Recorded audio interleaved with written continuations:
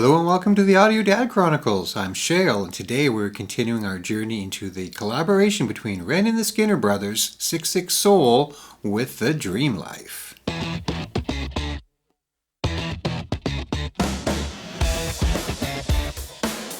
So here we are at Chapter 4 of the 66 Soul collaboration, a 6-song EP between Ren and the Skinner Brothers, Zach Soulboy more specifically. And here we are. So it began with So the Story Goes at 7:16 a.m. And then the story progressed a little bit later with Control-Alt-Delete at 10:37 a.m. Truth or Dare at 3:13 p.m. And it looks like we're jumping ahead in time to The Dream Life at 11:11 p.m. And that, right off the hop, makes me think that there's something going on. With the 11:11 timestamp and the title called Dream Life, I'm thinking there might be some symbology going on here. And for those that aren't familiar with it, let me just read you a little snippet that probably sums it up best. I did notice the time, and so I pulled up a note for myself because I thought we might need to explain this here. And 11:11 is interpreted as a sign of spiritual awakening, synchronicity, or a reminder to make a wish and stay focused on intentions. In spiritual and New Age communities, it's seen as a symbol of a divine message from the universe or angels, also known as the angel number, suggesting you are on the right path. Interesting. Scientifically, the perception can be attributed to a psychological phenomenon known as apophenia, or selective perception, where the brain notices random patterns that are on your mind more frequently. And I can definitely speak to that, because myself, I've definitely got an affinity for the number 13. And the number 808 as well. Being a bit of an electronic musician, and for many, many years now, the 808 is a famous drum machine used over the years by practically everybody. And in the early days of the internet being a publicly accessible thing, I needed to choose a email address for myself, and I wanted to use my nickname, and it wasn't available. So I decided to add a number to the end, and so I added 808, and it's been there ever since, because who knew that when you choose your Hotmail account in your earliest of days, you would be stuck with it for the rest of your life. I know a lot of you feel that pain, and well, here we are. So anyways, let's get into the song, shall we? It is 11:11 p.m. The Dream Life is about to begin. So let's go.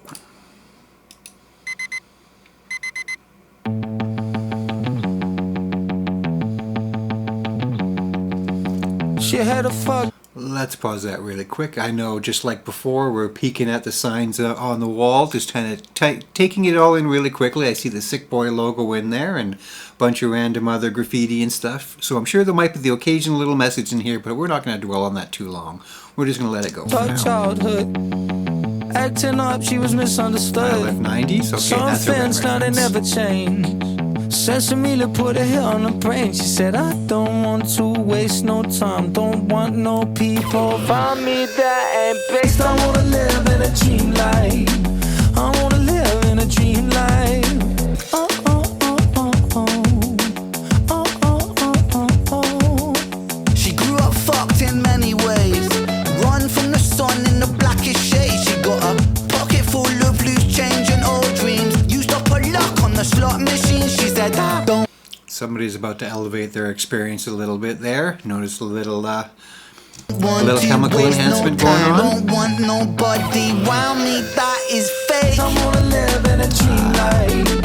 I wanna live in a dream life. Oh, oh, oh, oh, oh. Oh, oh, oh, oh, oh.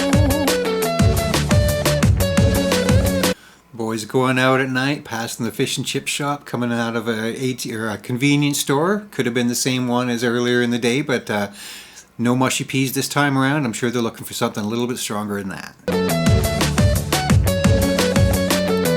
Hey, we got Victus on the scene. Hanging with most of the same crew as before. What fucking misery. How a scout a lifestyle shoot.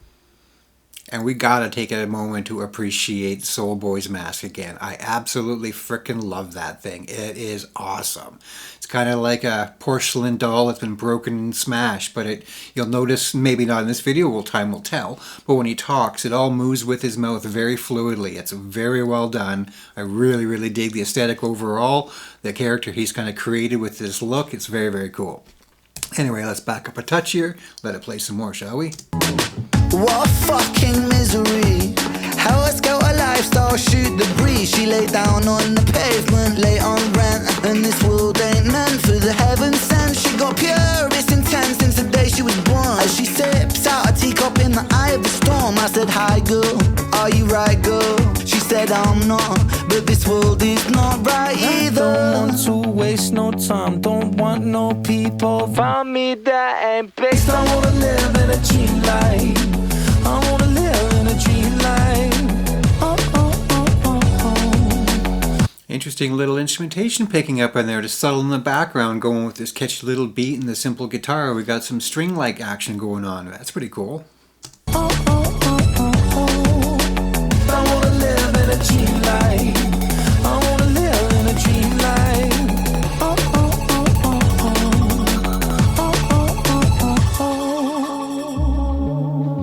Dreams. Hey, a little switch in the music there as soon as we go into the nightclub. Is that an indication of characters or location? Because just a moment ago we kind of had this little indie vibe going with the drum machine and effects and the simple guitar there, and then a little bit of the strings as the boys are just going out in the town getting ready to hit a club. And now we're back into the scene with the ladies here, and it looks like maybe they're going into a nightclub or something, having just enhanced their experience. So hey, let's see where this goes from here. But that was interesting. I noticed that immediate shift as soon as we saw the ladies. The music changed. Interesting. Dreams.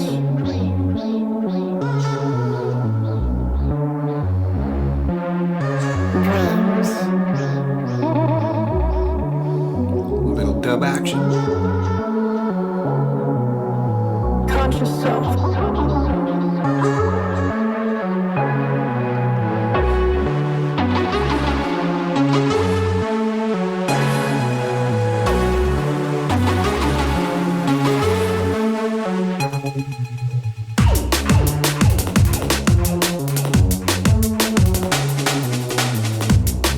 Got a DJ there. Got the turbo sounds. Those are big speakers. You know, audio guy here. I look for these things.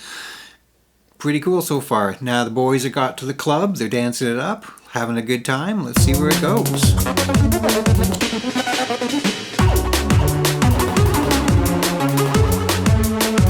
Uh-oh. I think Ren spotted somebody.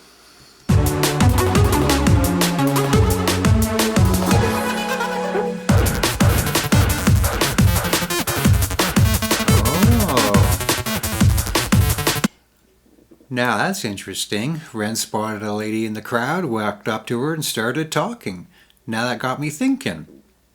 Is this set after the events of So the Story Goes? Or does this lead up to So the Story Goes? Is this the beginning of a night that's going to end with the Walk of Shame? Is this the same lady as the Walk of Shame earlier and they're just bumping into each other again? Maybe time will tell. Let's back up a touch and see where it goes. The story goes.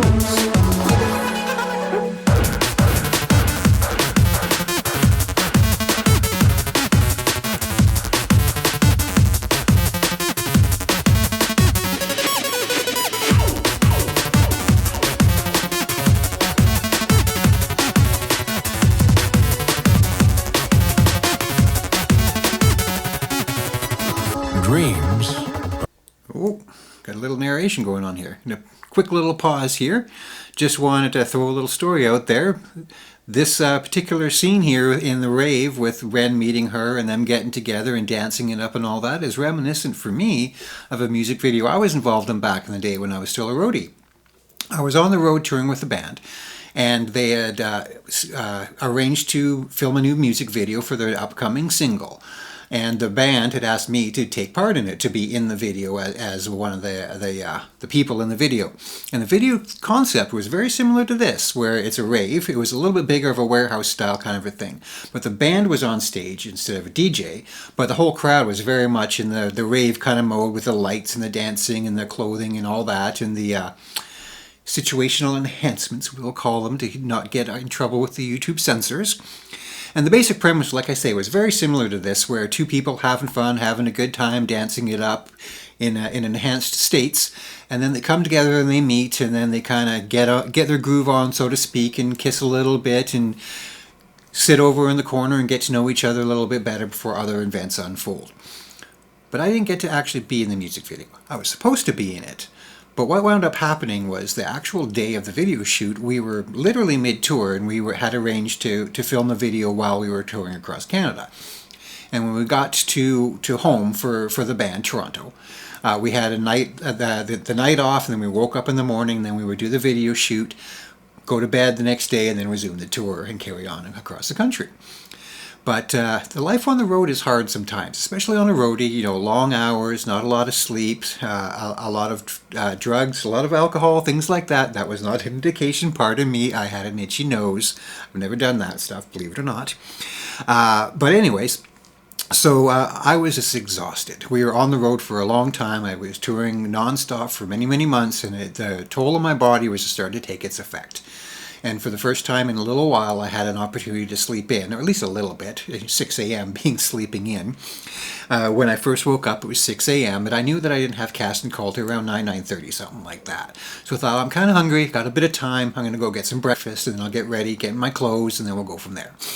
So I go down the road to McDonald's, and I order myself an Egg McMuffin, or whatever it was that I felt like, a McGriddle, something stupid like that. And the lady looks at me and she's like, we don't serve breakfast at this time. You have to come before 11 a.m. And I'm like, what are you talking about? And that's when I looked a little closer and a little, out the window. It wasn't dawn, it was dusk. It was 6 p.m. I had slept for about 17 hours. And I missed the entire video shoot. So needless to say, the band did not let me live that one down, and they had to get a grip, a person who works in film production, moving equipment and so on and so forth, but they just happened to be the same height and style and whatnot, and they wound up wearing the clothing that was laid out for me, and they're in the music video, so that he got to go around and be in the music video and be the lead in it, have his moment kissing the girl and dancing it up and wherever else that video took them. And it wasn't me. And I was pretty disappointed because that was a pretty big deal to me at the time, that the band actually wanted to involve me in some role beyond behind the scenes. But there it is. It happened. I did not get to be in the video. It is what it is. Such is life. We moved on. We got back in the bus afterwards. So we carried on. And then the video eventually came out. And I had nothing to do with it but shame. But anyway, enough about me. Let's get back to Ren and the Skinner Brothers, shall we?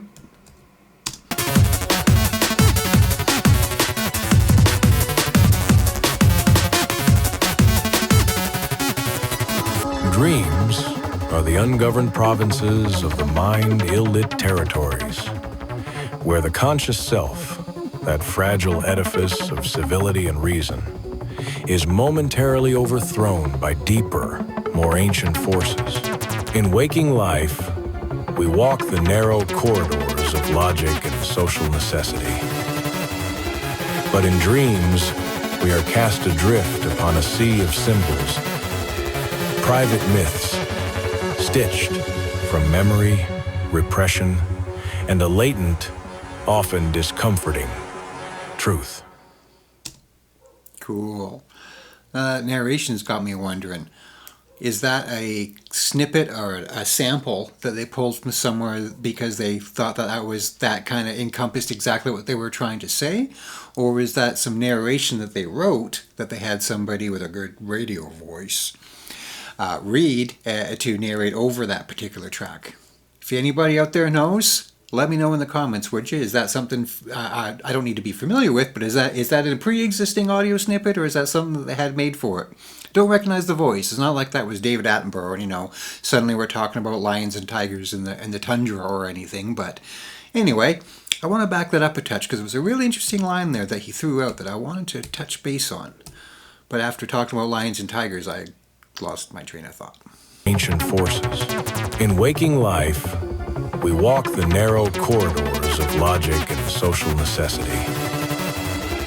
But in dreams, we are cast adrift upon a sea of symbols. In dreams, we are cast adrift on a sea of symbols. That's it. That is a really cool line. Damn. I like that. That's cool. In dreams, we are cast adrift upon a sea of symbols, private myths, stitched from memory, repression, and a latent, often discomforting, truth. Very cool. There it is, Chapter 4, The Dream Life, continuing the journey of 6/6 Soul, the collaboration between Ren and the Skinner Brothers.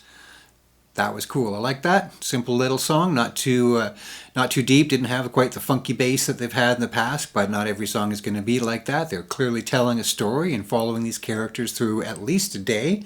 Does have me wondering, where does this fit in? Like I said, is this the start of him meeting that lady? Is this a return to seeing her again? Is it a different character?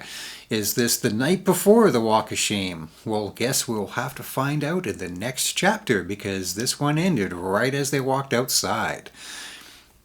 That was cool. That was fun. Thanks for coming along for the ride, and I hope to see you again.